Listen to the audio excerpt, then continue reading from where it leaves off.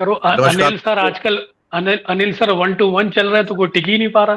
जी जी, नमस्कार दोस्तों, मैं हूं दिनेश के वोरा। आप सबका स्वागत है न्यूज टाइम के मंच पर। दोस्तों, आज का प्रोग्राम एक बहुत विशेष प्रोग्राम है और संडे स्पेशल भी कह सकते हैं। बहुत सारी घटनाएं घटी हैं आज। राज्याभिषेक हुआ है भारत के अंदर, नए राष्ट्र अध्यक्ष या राज्य अध्यक्ष भी कह सकते हैं, जो आप कहना चाहें। राजदंड के साथ नए राष्ट्र अध्यक्ष आए हैं। अब भारत के नंबर 1 नागरिक भी वही हैं जिनका नाम नरेंद्र मोदी है। बाकी सब तो अब मुझे लगता है कि शायद उनकी कोई गिनती ही नहीं है भारत के अंदर। इसके अलावा आज सुबह सुबह से करीब 5 बजे के आसपास से जितने भी किसान जो दिल्ली की ओर बढ़ रहे थे, मैं ये सूचना देना जरूर चाहूंगा, थोड़ी सी मैं इसके ऊपर बातचीत जरूर करना चाहूंगा पहले, कि जिस ढंग से आज महिला पहलवानों पर और बाकी पहलवानों पर जो अत्याचार हुए हैं, ये लोकतंत्र को कलंकित करने वाला दिन है। जहां एक तरफ मोदी जी दंडवत प्रणाम कर रहे थे, खासतौर से राजदंड को, सेंगोल को, उसी समय भारत की महिला पहलवानों को, यानी कि भारत की महिला शक्ति को अपमानित किया जा रहा था उसी दिल्ली के अंदर, पार्लियामेंट से कुछ ही दूरी के ऊपर। और जिस ढंग से उनके साथ अपमानित करने वाला व्यवहार किया गया है, कलंकित किया गया है लोकतंत्र को आज। दो दृश्य मुख्यतः निकल कर आए हैं। हालांकि गोदी मीडिया तो वही एक छवि दिखाने में लगा हुआ था, लेकिन सोशल मीडिया भी आज बहुत सशक्त है। ना केवल सशक्त है बल्कि असली पिक्चर लोगों तक पहुंचाने में भी काबिल है। और बहुत सारे चैनल जो कि हमारे चैनल से काफी बड़े हैं, उन्होंने काफी इसमें बड़ी भूमिका निभाई है और उन फोटोग्राफ्स को लोगों तक पहुंचाया है, जिसके द्वारा लोग देख सकते हैं कि कैसे आज लोकतंत्र की हत्या की जाती है भारत के नए राष्ट्र अध्यक्ष, भारत के नए राजा नरेंद्र दामोदर दास मोदी के द्वारा। वैसे दोस्तों, हमारा विषय जो है आज का वो ये है कि कल नीति आयोग की बैठक हुई थी, जिसमें 11 मुख्यमंत्रियों ने बहिष्कार किया। ये बहिष्कार लोकतंत्र के अंदर एक आवश्यक टूल भी है और इन 11 मुख्यमंत्रियों ने ये जताया कि हमें आपकी जरूरत नहीं है, क्योंकि जब आपने योजना आयोग को ही स्थगित कर दिया तो नीति आयोग की कोई इंपॉर्टेंस नहीं है, सिवाय इसके कि साल के अंदर 2-4 रिपोर्ट निकलते हैं, इंडेक्स बना देते हैं स्टेट्स का। मुझे नहीं लगता कि नीति आयोग का भारत के अंदर कोई काम रह गया है, इसलिए उसका बहिष्कार करना ना करना कोई बहुत बड़ी अहमियत नहीं रखता है।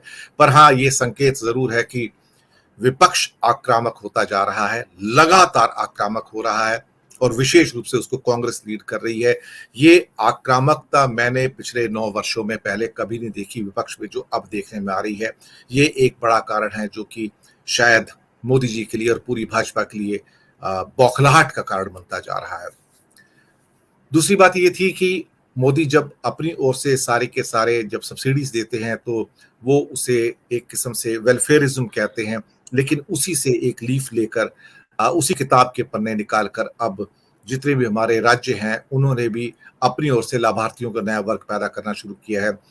हिमाचल हो, राजस्थान हो या बाकी राज्य हो, अब कर्नाटक के अंदर जहां महिलाओं को भी सम्मान दिया जा रहा है, सम्मान निधि दी जा रही है, सिलेंडर्स को सस्ता करके दिया जा रहा है, बेरोजगारों को भी पैसा दिया जा रहा है। तो कहीं ना कहीं जनता को डायरेक्टली जो कांग्रेस पार्टी और कुछ और दल है देने की कोशिश कर रहे हैं। मोदी जी की खैरात कितनी है? 2 लाख करोड़ की फूड सब्सिडी, 2.5 लाख करोड़ की फर्टिलाइजर सब्सिडी, 80,000 करोड़ का किसान सम्मान निधि, लगभग 1 लाख करोड़ मनरेगा। इसके अलावा कुछ और जो छोटी छोटी राशियां हैं जो मेरे पास लिखी हुई हैं, अगर मैं टोटल काउंट करता हूं तो लगभग 7-7.5 लाख करोड़ की सब्सिडी मोदी जी देते हैं। वो इसे रेवड़ी नहीं कहते हैं, वो कहते हैं कि ये वेलफेयरिज्म है, ये जनता के लिए जरूरी है। लेकिन वही राज्य सरकारें जब किसान सम्मान निधि की जगह महिला सम्मान निधि देती हैं, या फिर बिजली का बिल में थोड़ी सी कटौती कर देती हैं, या महिलाओं को बसों में थोड़ी सी सुविधा देती हैं, या फिर ये कहा जाए बेरोजगारों को थोड़ी सी मदद करने की कोशिश करती हैं, तो ये उनको रेवड़ियां भी नजर आती हैं। तो यानी कि मोदी खुद खैरात बांटे तो मसीहा है, विपक्ष बांटे तो देश को तबाह करने की साजिश। और एक शब्द जो कल मोदी जी ने यूज किया उस नीति आयोग की मीटिंग में, वो ये था कि विपक्षी दलों की सरकारों को या जो राज्य सरकारें हैं उनको प्रूडेंस बरतनी चाहिए, किफायत बरतनी चाहिए और पैसे का सदुपयोग करना चाहिए। यानी कि आप 7 लाख करोड़ बांटते हैं तो ये सदुपयोग है, और विपक्ष अगर 30-40 हजार करोड़ की, 20 हजार करोड़ की सब्सिडी दे दे गरीबों को तो फिर वो दुरुपयोग है। यानी कि अब क्या कहूं मैं, दूसरों को पाठ पढ़ाने से पहले अगर मोदी जी अपने गृहबान में झांक ले कि वो क्या कर रहे हैं तो ज्यादा अच्छा होगा। इससे पहले मैं इस खैरात के इशू पर आऊं, मैं एक 2-2 3-3 मिनट की छोटी टिप्पणी आज के संदर्भ में जो सुबह पहलवानों के साथ किया गया और जैसे लोकतंत्र की हत्या की गई है, मैं तीनों अपने मेहमानों से लूंगा। हमारे आज के मेहमान बिलाल सब्जवारी साहब, अधीर रोहल साहब, डॉक्टर अनिल जैन जी, आपका स्वागत है। तीनों वरिष्ठ विश्लेषक हैं, पत्रकार हैं। मैं छोटी टिप्पणी चाहूंगा, फिर मैं मेन विषय पे आऊंगा। 2 से 3 मिनट का आपकी टिप्पणी चाहूंगा कि कैसे आज लोकतंत्र को कलंकित किया गया है। बिलाल साहब। देखिए वोरा जी, बड़ी दुख की बात है कि जहां आज देश का इतिहास उस मायनों में लिखा जा रहा है और जिसको हम बहुत ज्यादा गौरवान्वित भी सरकार करने की कोशिश कर रही है कि एक नए संसद को देश के इस लोकतांत्रिक मूल्यों के साथ जोड़कर उस पर आधिपत्य स्थापित करने की कोशिश करी, जिसका नाम लोकार्पण उद्घाटन प्रधानमंत्री मोदी ने किया और सारी प्रोटोकॉल्स की धज्जियां उड़ा दी गई।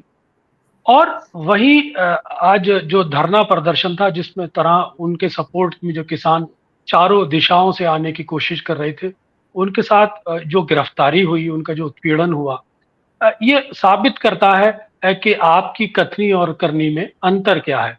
आप लोकतांत्रिक मान्यताओं की बात करते हैं, लोकतांत्रिक मूल्यों की बात करते हैं, लोकतांत्रिक भाव की बात करते हैं, लेकिन किस तरह से उसको आज कुचला जा रहा है, किस तरह से आज लाठी तंत्र का इस्तेमाल किया जा रहा है, किस तरह से लोगों की भावनाओं को दबाने की कोशिश की जा रही है, ये बहुत ही अफसोसनाक है और मैं इसकी कड़े शब्दों में निंदा करता हूं।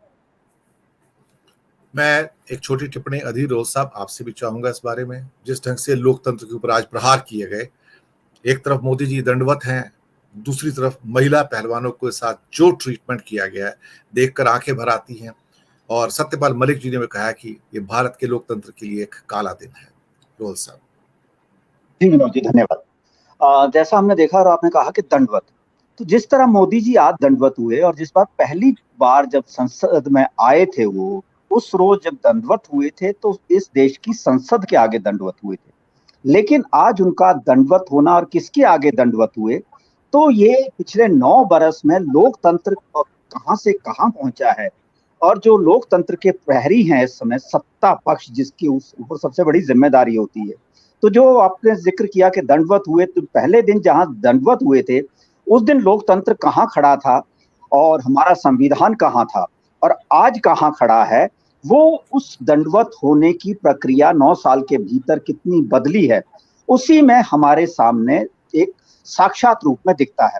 रही बात नई संसद की, तो मुझे निजी तौर पर नई संसद के बनने से कोई आपत्ति नहीं है, लेकिन संसद के बनने के बाद जिस तरह संसद के आज जो उद्घाटन था और पहला दिन था, उस रोज जिस तरह इस देश के लोकतंत्र, संविधान, संवैधानिक मर्यादाओं को कुचला गया है, वो आने वाले दौर में याद रहेगा। और रही बात, साथ ये भी जिक्र कर दूं कि 28 तारीख का दिन ही आज क्यों चुना गया, जबकि कल 27 तारीख का दिन चुना जा सकता था, 15 अगस्त, 26 जनवरी, इस पे भी डिबेट हो रही है। तो मैं उससे बिल्कुल भी विचलित नहीं हूं।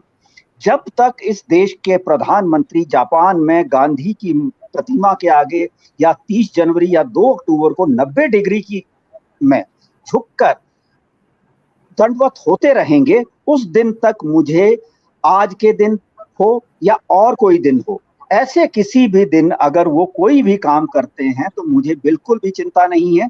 क्योंकि आप देखिए कि इस देश का लोग और आज भी हम गांधी को ही सर्वोपरि मानते हैं और गांधी, अंबेडकर, नेहरू और जो भी थे इस देश के संविधान, लोकतंत्र, राजेंद्र प्रसाद, सरदार वल्लभ भाई पटेल, उन सभी का योगदान जो है वो हमेशा याद रहेगा और उन्हीं के दिखाए रास्ते पर ये देश चलता रहेगा। जी, एक छोटी सी टिप्पणी के लिए मैं अनिल जी आपके पास भी आऊंगा कि जो हुआ और जिस ढंग से आज प्रधानमंत्री अकेले चलकर आ रहे थे, ऐसा लग रहा था किसी वीराने में चलकर आ रहे हैं, कोई व्यक्ति नहीं है और करीब 200-250 मीटर चले होंगे, एक व्यक्ति वहां नजर नहीं आ रहा है। और कहाँ था दरबार, कहाँ थे दरबारी, नहीं पता लगा, सिवाय कुछ सिक्योरिटी के लोग थे, 2-4 कैमरामैन थे, मुझे कोई व्यक्ति नजर नहीं आया। ये एक ऐसा दृश्य है जैसे मुझे लगता है कोई, जैसे पुरानी फिल्मों में कोई भूता महल होता है, उसकी ओर कोई जा रहा होता है, अकेला व्यक्ति होता है, जंगल सुनसान होता है। और उसके बाद वहां पर ये छवि दिखाई जाती है, सारे टीवी चैनल के ऊपर है, लेकिन इधर पहलवानों के ऊपर जो जुल्म किए जाते हैं, किसानों को रोक लिया जाता है बॉर्डर के ऊपर, शायद मुझे लगता है विनाशकाली विपरीत बुद्धि वाली बात हो रही है। अनिल जी, एक छोटी सी टिप्पणी चाहूंगा, फिर अगले मेन विषय पे आएंगे। छोटी सी टिप्पणी मैं यही कहूंगा कि भारतीय जनता पार्टी वो है जो महिलाओं को महिला नहीं कहती, मातृशक्ति शब्द इस्तेमाल करती है। और मातृशक्ति कहने के बाद उस मातृशक्ति को कैसे सड़कों पे आज घसीटा गया, और वो भी कोई साधारण महिलाएं नहीं थी जिन्होंने देश का मान सम्मान गौरव बढ़ाया, जो विश्व विजेता महिलाएं थी, जो देश का जिन्होंने नाम रोशन किया, जिनको मोदी जी अपने परिवार की बेटी बता रहे थे कि आप हमारा परिवार ही हो बेटा, कोई दिक्कत हो बता देना हमें। तो उन महिला पहलवानों को जिस तरह से सड़कों पे घसीटा गया, मैं नहीं समझता कि अंग्रेजों के राज में भी इस तरह से कभी महिलाओं को इस तरह से घसीटा गया हो। मेरे को कम से कम ऐसा कोई दृश्य मैंने आज तक देखा नहीं किसी डॉक्यूमेंट्री में या उसमें। तो एक चीज और कहते हैं बीजेपी के हमारे भाई लोग कि यत्र नारी पूजनते तत्र रमन्ते देवता, कि जहां नारी की पूजा होती है वहां देवताओं का वास होता है।